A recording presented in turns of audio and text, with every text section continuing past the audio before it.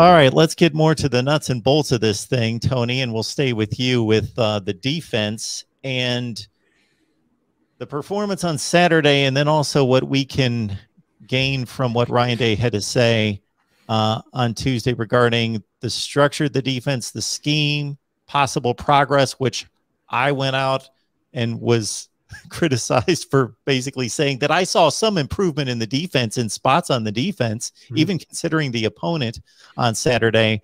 But where we think this defense stands right now and the play calling and the dynamics of the defense right now.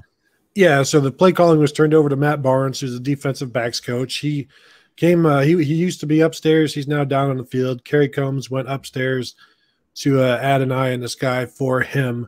But I think the fact that the run defense was much better is a positive sign.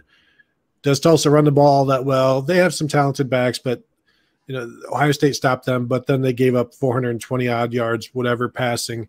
So there's some concern there. I tend to like what Ohio State is doing in terms of they're disguising more things. They're doing more things. They're not just staying with their single high and showing which side that the cover safety is going to go to and tipping their hand before the snap. They're doing more stuff after the snap and at the snap to confuse the quarterback a little bit.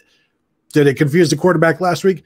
Probably not, considering he went wild and that was an average guy making big yards. But I like the corners. I think the corners are good.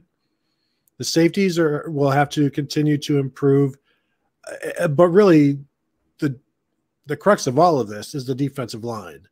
Until they start getting pressure, it doesn't matter what is going on in the back end because you can't ask them to cover with no pass rush. And so once that gets ramped up, and we talked to Larry Johnson this week, and he was adamant that things are going to change this week. They need to, because if there's no pass rush, I don't care if you're locked onto a receiver for 3 seconds, 3.5 seconds, he's going to get you. And you just can't ask guys to cover for that long. So they got to get that pass rush going.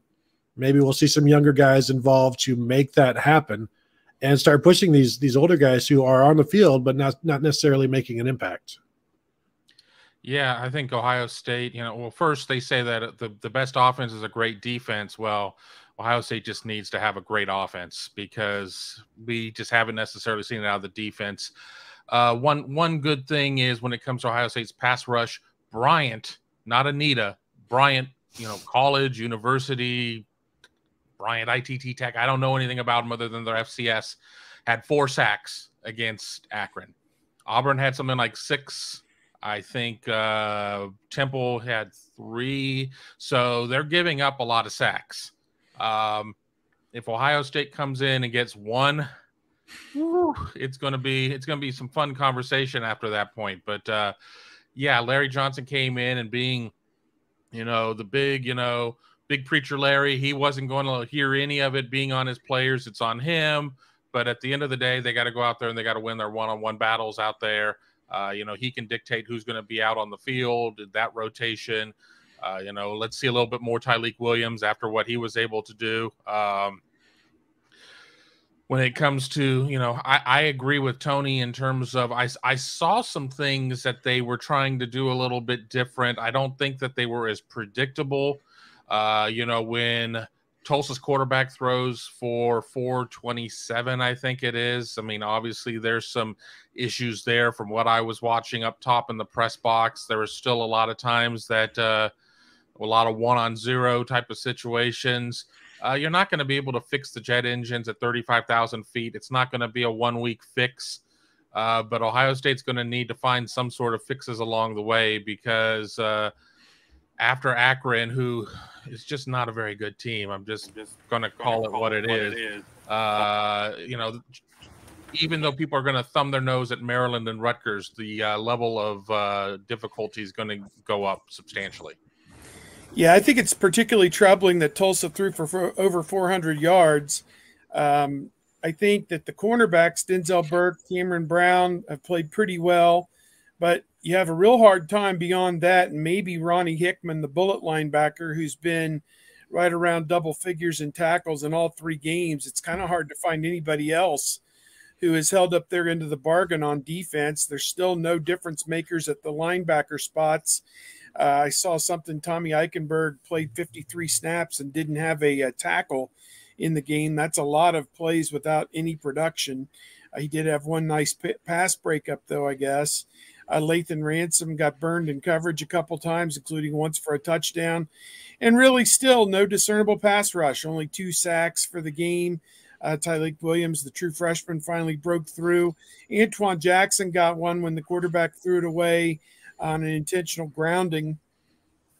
He was somewhat in the grasp, and Jackson gets a sack because he threw it away to avoid the sack on that play. So that was good, I suppose. But again, Haskell Garrett, Tyron Vincent, Tyreek Smith, you got to, send a search party out to find these guys because they got to start making some plays. And Zach Harrison figures you assume he'll be back this week. I was told it was a back issue. Maybe again, it's Akron. There's no real reason to put him back out there this week. And I'd say the same thing with Thayer Munford over on offense, that unless he's 100%, why would you risk, straining that injury even further in a nothing game like this? Ohio State, a 49-point favorite. Whether they'll score 49 points or hold Akron from scoring 20 points. I mean, if Akron scores 20 points, you've got to score 70 to cover. So that seems like an awful lot. So I don't know, but they did beat Miami a couple of years ago, 76-5 though. But that was with Justin Fields, I think. So or Haskins, one of those years. So they had a competent off. I think that was Fields got tackled for a safety in one of his first games a couple of years ago, and then blew him out after that. So I don't know that anything this weekend really makes you feel great about Ohio State because it's a nothing opponent. And I'd say get through it without any injuries and get the defense making a few plays and feeling good about itself, I guess. And maybe that'll give you some good feeling going into Rutgers. Rutgers got a tough assignment playing Michigan this week, a battle of 3-0 teams. And we'll see who survives that and comes out of that on the other side. And, if Rutgers wins, they're going to be sky high hosting Ohio State the following week.